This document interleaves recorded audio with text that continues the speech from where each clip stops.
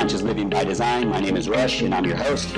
As a classically trained dancer and an expert in the art of movement, Emily Lynch understands that real health consciousness is only possible through change, and real change is only possible through movement. And Emily Lynch has spent years expanding her vast knowledge using various forms of body mechanics tools such as Pilates, gyrotonics, and dance science studies.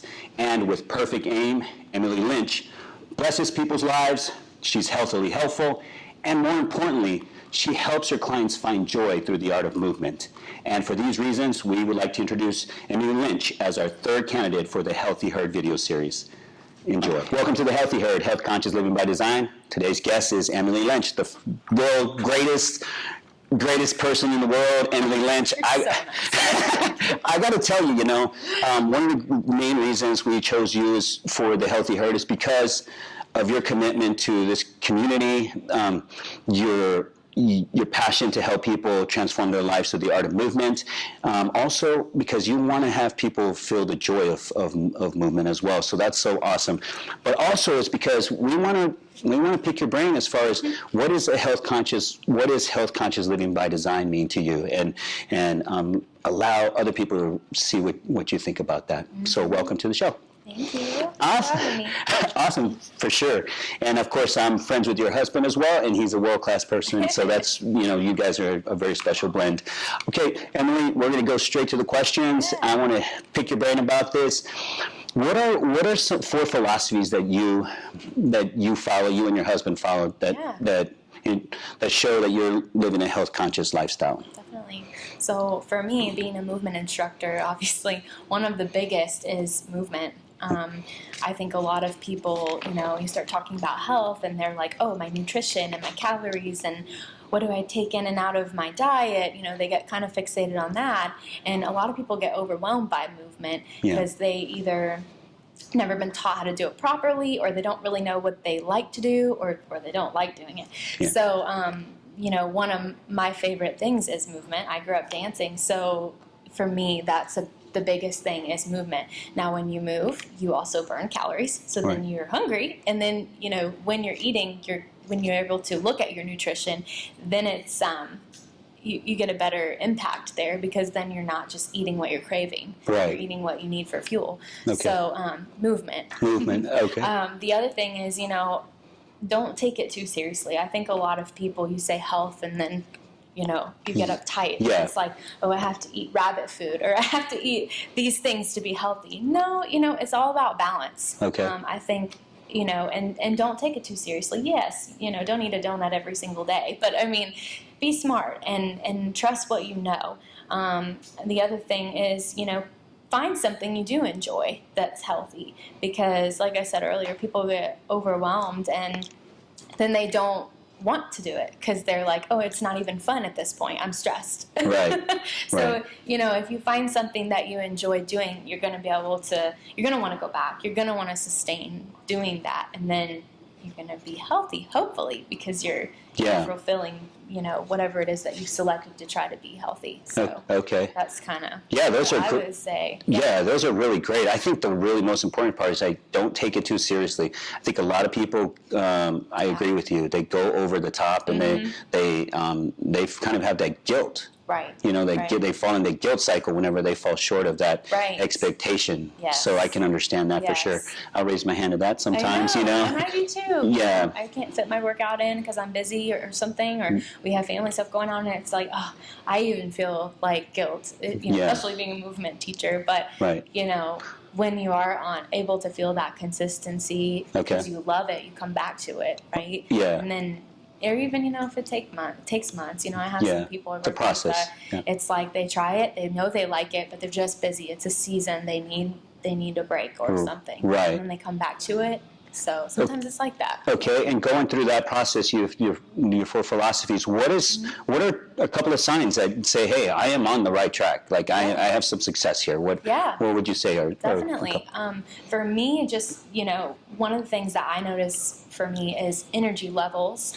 Okay. Am I exhausted even like during work or when I'm with my family and friends? Am I just exhausted because I'm either doing something too much or not getting enough of something. Right. Another thing is, you start making excuses for, either if you came in with an injury. A lot of people that I work with have injuries, and they kind of make excuses for why they can't be consistent, or like they've got a work thing, or they travel a lot. Well, there are ways to definitely, like my husband travels for a living, so we've worked really hard. He's worked really hard to, find something he enjoys, and he's consistent, and he feels better because his job, he sits a lot. So, we've worked on kind of supporting each other in that. So, those excuses, it's like when you're making an excuse for something, it goes back to that guilt feeling, like in your heart that you're, okay, I can probably do more, but right.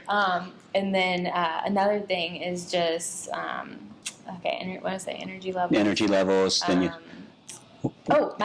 This is the interesting one to me. Tension. In your body. Okay. So, like, for me, I get really tight in my shoulder neck because I work with people, and I'm, hands-on with spotting and things like this with certain exercises. And if I am really tense in my body, like when I'm at home or whatever, like my neck is just hurting.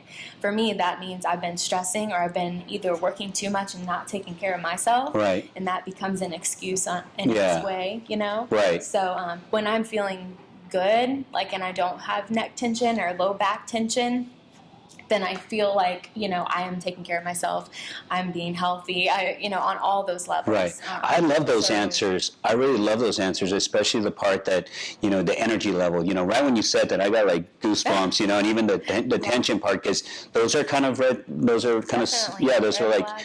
like your energy levels change, but also if you don't have any tension, you're kind of loose. That's the one thing about, I work out with your husband at the gym sometimes, and I see him, he's going through movements, he's got he's got a big responsibility going, doing the things he does. And for me to watch him work out, it's like has that escapism going on, and, he has that. It's an outlet. And that's why I say find something you really enjoy to do to be healthy. Because it's going to inspire you to keep doing it. And like we just said, it is that escape. And I love those answers. Those are really great tips. What are some mistakes that actually people make just before they've reached a point where they're really unhealthy? What would you say there's some, because I think you kind of behavior weight into becoming really unhealthy.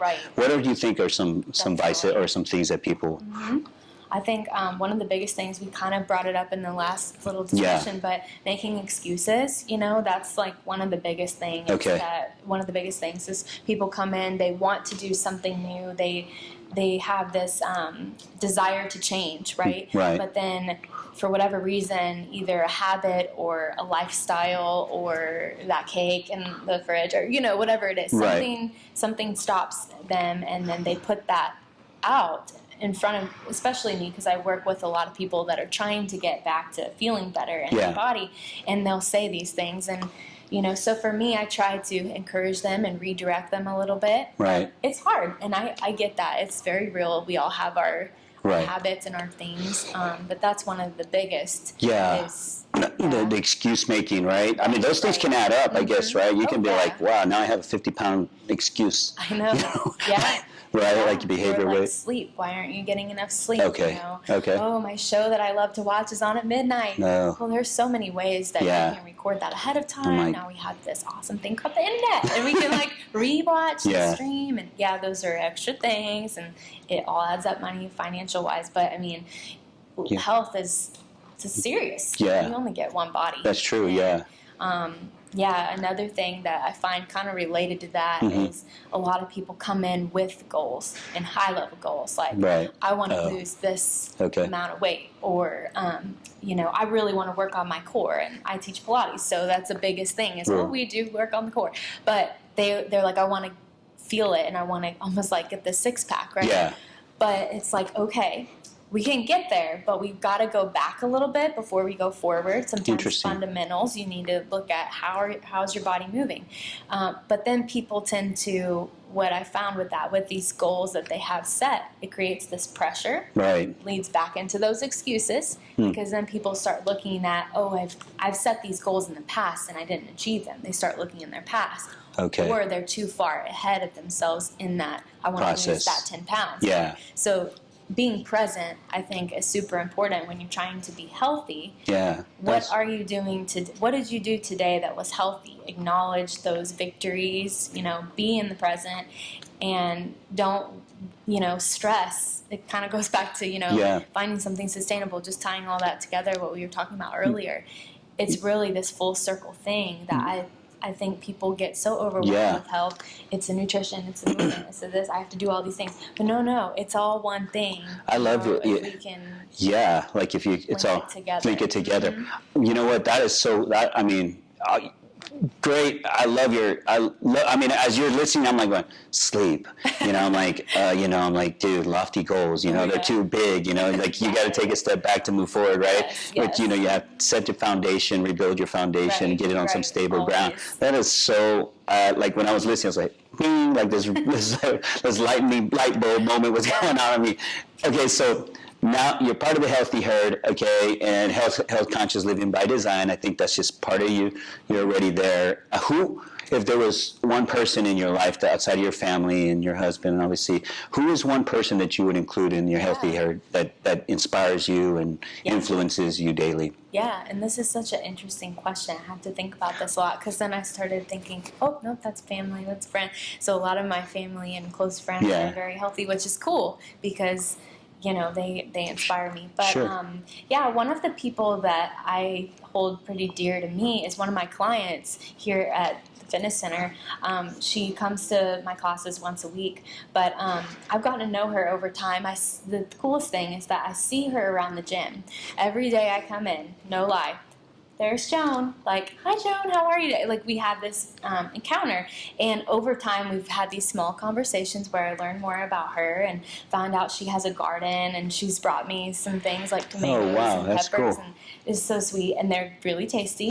But then I find out, her husband has an autoimmune disease, and we got talking about this and inflammation. And so she and her husband have worked really hard to totally change the way they look at nutrition and health because obviously autoimmune, depending on what you have, but inflammation's a big issue with that. And so they've had to totally change the way that they look at nutrition. And she shares some things with me that have worked for her and her husband. And big thing is like the intermittent fasting and getting into some of that stuff. So I found that fascinating. And I've actually started to try some of that myself. Oh, wow. And so she's kind of shared new things with me and encouraged me. And I'm feeling a difference with that. And then another thing that I love about her is that she's become close friends with a few of the other ladies in the class. Nice. And they've expressed to her, oh, I need to do some more stuff other than Pilates. And I try to tell them, yes, you can't just do one thing. You need to do other things too.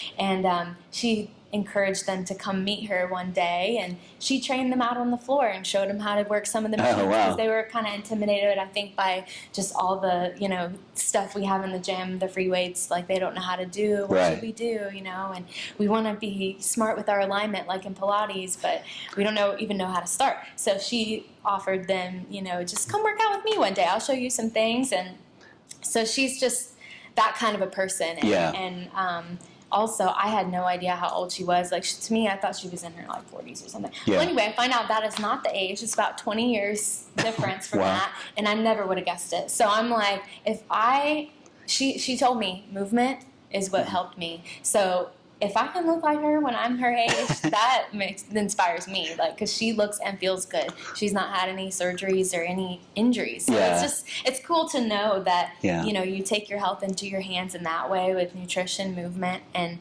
just being positive. And, that is so cool. Just such a testament, I think, to health. Yeah.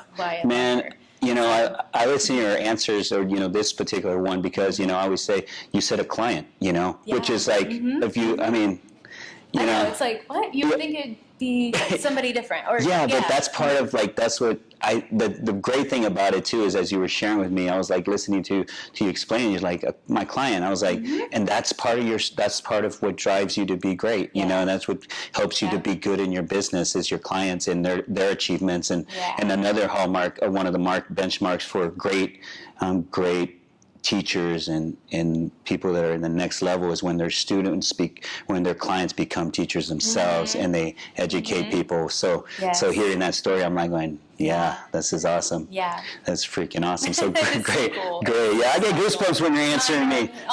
Yeah, for real, I'm serious. I'm like, glad we got to do this. for real. So same here. I'm like, whoa, because it's so like real. Like your answers, I just go like, that's what's up right there in my mind. I'm saying that. Okay, so I got a couple more questions for you. When did you make the decision that you wanted to be in the health and wellness business industry? This is the loaded question. Yeah. Like, I was talking to my husband about, just this idea the other day, and it's like, I think all my life I was really fortunate because I did dance all my life, and I got pretty serious about it. I went on to do my BFA in dance performance and choreography, and then I even moved to New York and danced professionally. And so all my life I've pretty much been a mover, been an athlete. And so when you're that, you have to drink water, you have to hydrate. So there's that. You got to get your sleep, otherwise you're exhausted. Yeah. And with dance, there's a lot of learning movement and picking things up quickly. Yeah. And so every day is different, whether you're in class or you're learning a performance piece, or you're creating something on your own. You've got to have energy, so you've got to get your sleep, you've got to get your food. So all of that kind of came, I was lucky, it all kind of came in this package deal, because movement was my thing. Yeah.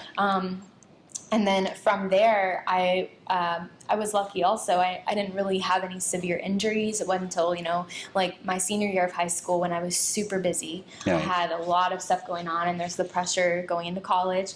I did get tendinitis, and I went through physical therapy. And there I met a dancer who was a physical therapist.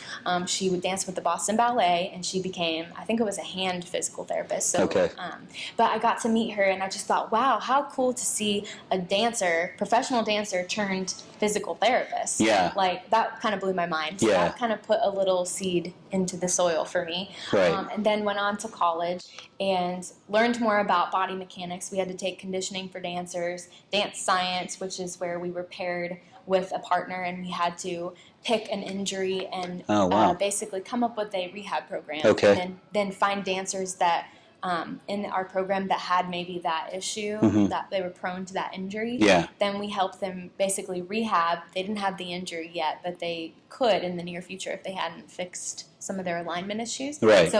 So I got into that, and so I was already then, training people, and I've always loved teaching. Right. So full circle kind of came around with, I knew I wanted to teach movement or choreograph or do something with dance. Well, then I moved to New York, and I didn't mention, I did Pilates in college also. One of my dear friends told me about it, and that's when I experienced the first real fitness probably experience. I've been in gyms before, but it wasn't really my thing. I was just kind of like, I was so used to having an instructor or, a series of movement. I liked the series of movement put together, and the flow and the music and continuity and stuff. Yes, exactly. So, but anyway, then I moved to New York, and I ended up working with some ballet schools there. I worked for Bolshoi Ballet Academies, their summer program, 6 weeks, and a lot of Russian instructors who were used to working with Russian dancers. Right. And this is probably the biggest moment that made me go, I think I need to look deeper into health and wellness, because a lot of the dancers that attended the program were Americans, but they weren't trained the same way as Russians. There's a very selective process for ballet dancers over there. They even test your body mechanics. How far do your hips rotate out? Yeah. You're only going to do ballet dance if your hips can rotate a certain degree. Right. If not, no, you're not even eligible to be in the school. I didn't know that till college. We learned about dance history and all this. Well, anyways, I'm at this thing, and I'm not kidding. They started dropping like flies. Week 1, week 2, week 3, all of these students getting injured. Small things, not like any big injury, but like ankles, knees, hips, and like so bad that they needed to go to see a doctor. Right. Well, the program director had like the family practitioner doctor they referred us to. Okay. I went and met the doctor, and then they said, oh, not sure what's going on, you need to see a specialist.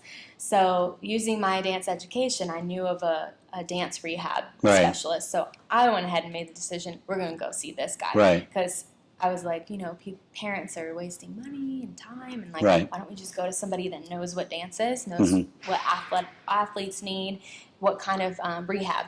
So anyway, he was great, but then in the future I went to some others, and it was interesting to see how somebody that knew about dance and athletic bodies and what they need versus somebody who didn't really work with that. Right. A lot of times the physicians and physical therapists that didn't really work with athletes, they often recommended rest only and surgery in the future, or like basically saying you probably shouldn't dance anymore. Right.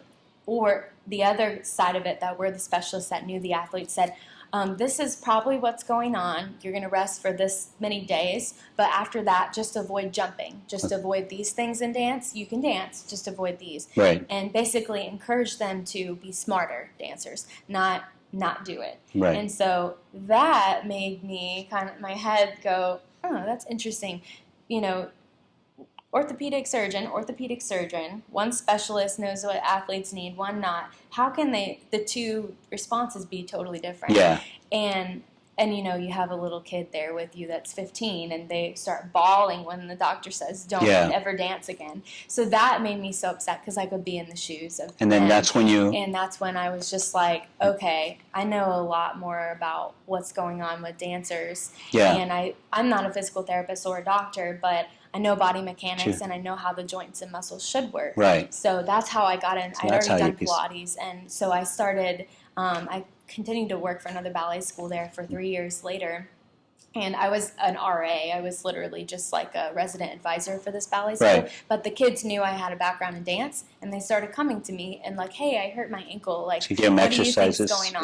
So yes. I kind of gave them some little recommendations. Hey, Yeah. try these things. If it doesn't go away, we might need to go to the doctor just to have it checked out. But I kind of started helping them, because it's hard to know, even as a regular person, when do I go to the doctor, when do I not go to the doctor. So I like to think of my fitness, your experience being a little more in between, like kind of this bridge for physicians. But That's crazy. It is. You have like a body of work, and like especially in dance, it's physical, and a lot of things can happen, injuries. We share a common bond. We're both professional dancers. I used to be. I'm retired, but I understand injuries when you see people that are like in Zumba classes, and then they're all coming out with ankle braces. You're like, there's a reason that these are happening, this kind of thing. Right. But your body of work, and you have more extensive experience with classically trained ballet and stuff like that, different various forms of dance that are more physically required. So I could see how you could make that leap where you're saying, I can give you some advice to help you get better. And then also understanding how not to get injured. Right. That's the other part, right? It's like how you can do what you want to do and still not get injured. Well, just to add on that, it's been so interesting after I made the decision to pursue teaching Pilates and being in the fitness industry. I've learned so much about how little most people know about the body and where you should be spatial wise, in terms of alignment and whatnot. Alignment, and space. That's what is for me the biggest thing, and what made me push into that a little bit more. Because I almost just did all dance. Right. But I was like, I think I can help others. Like, I want to help others, not just dancers. What was one of your biggest achievements? Like, if you could narrow down to just one, and just say it was this one thing, what would you say? That's a hard question too. Can I say two answers? You can say two answers. Okay. Yeah. One answer is, I have done many different jobs, like just living in New York, I had to do a lot of different things. But one of my favorite things about now, and why I feel maybe successful, is just that I wake up every day and I'm excited to go to work. Okay.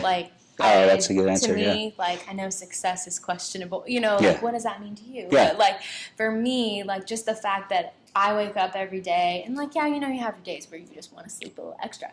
But for the most part, once I get going, I'm like, yes, I can't wait to work with so-and-so and see how their shoulder's doing and, whatever. Yeah.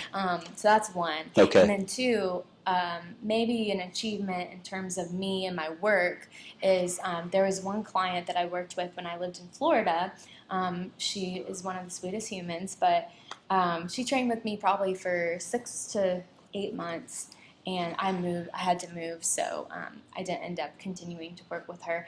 But when she first came in, she was working with someone else, and then that person was pregnant and went out. So I kind of just inherited her, Yeah. I guess you could say. But she would come in, and she was one of these that just very scared to move. Yeah.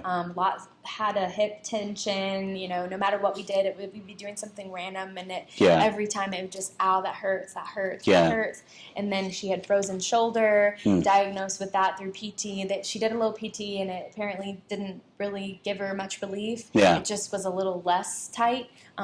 So we did both Pilates and gyrotonic, which is what I teach. Right. But, using those methods 6 to 8 months, I was just like, wow, like she was one of my first clients. So I got to actually see her progression. And now to this day, shoulder, no problems, and mobility back as nice. it was before. Yeah. And the hip quit after about 3 months. We finally figured out just mechanically with her body, she was tucking her pelvis, these terms, I won't get too into it. But just little things that we corrected alignment. Right. And she took that into her daily life. And added some more stress, just these little adjustments that we made for her. And she is now walking free of those issues that caused her like daily pain. Wow. So that was like one of those moments for me that I was like, achievements. okay, I can trust myself. Yeah.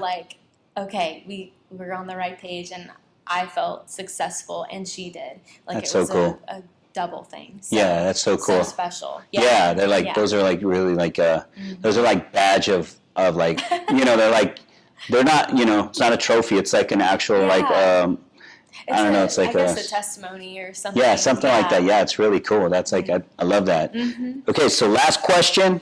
Okay. Last question. 3 okay, so here's the deal. 3 tips you would give someone who's having trouble living a healthy life. Mm-hmm. What would be 3 tips? Okay. Let's see. Look in the camera. Yeah. Okay. Yeah. Stay positive. Stay positive. Well, yeah, stay positive and set goals like we were talking earlier that are achievable, sustainable. You don't want to set something on yourself that you know is going to create negativity and make you feel like you cannot achieve it, right? Right. And along with that, when it's sustainable, it's something you enjoy. So again, back to that joy thing, finding something that's fun that you're going to want to continue to go to and do, or you're going to want to continue to remember to do. Drink your water.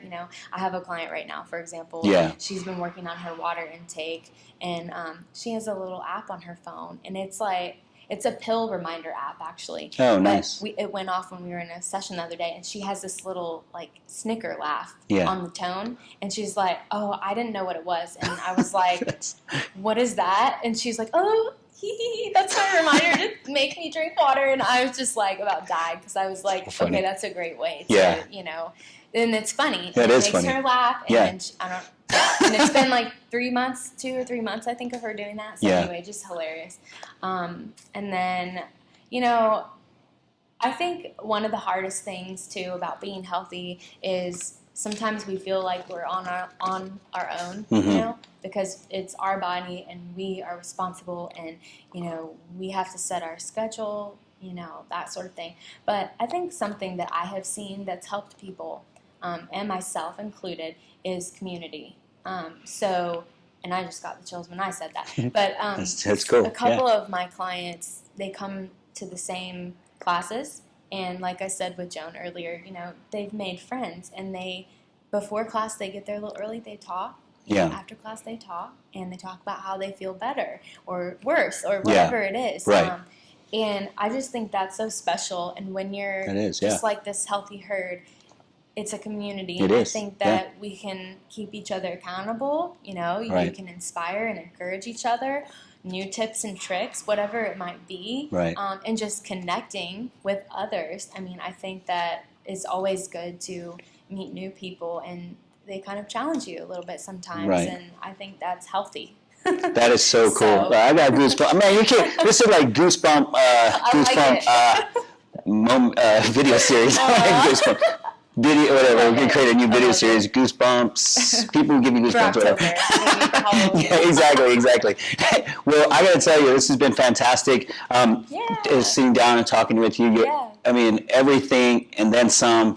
Fantastic. Your mindset. It's just actually everything I've heard today was like so like heartfelt. You know, it was like really useful. It was very tangible too, like tangible things.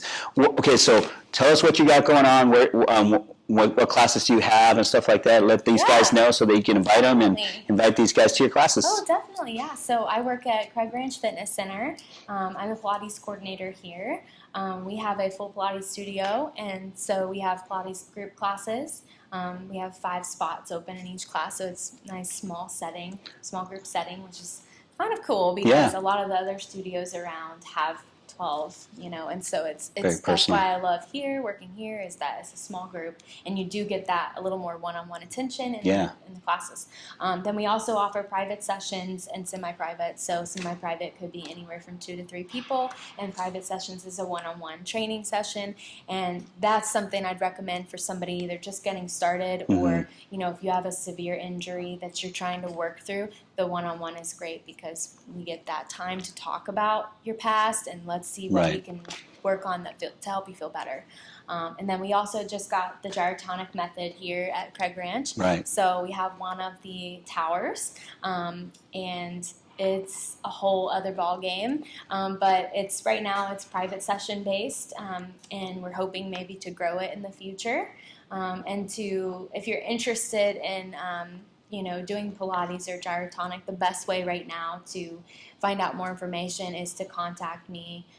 We're working on maybe getting an online booking system for classes, but right now it's not quite there. We just grew a lot this year, and it's exciting, so maybe new things to come. And we have classes Monday through Saturdays. Okay. Morning and evening options. Awesome. So, and that information's on our website, CraigRanchFitness.com, and I don't know, should I leave my contact? I was going to say, what about your contact? How can somebody get a hold of you directly? Maybe even Facebook. I have my own personal page, Emily Iva, and it's picture of me, and that's just a good way to touch base with me, or you can email me. It's elynch@CraigRanchFitness.com. That's my email. Perfect. So, Well, thank you so much for being part of the Healthy Heart video series. And it's a pleasure. It's a pleasure to sit down and talk to you, pick your brain. I actually took a lot of tips away from this. Good. That I kind of was like red light moment, like, oh, dude, that's a yellow light. You got to, it's like, okay, you're doing some things right. So that community thing. Yeah, for sure. So definitely. Awesome, guys. That's it for the Healthy Herd, Health Conscious Living by Design. As I always say, guys, have peace and line you, and remember that the ocean refuses no river.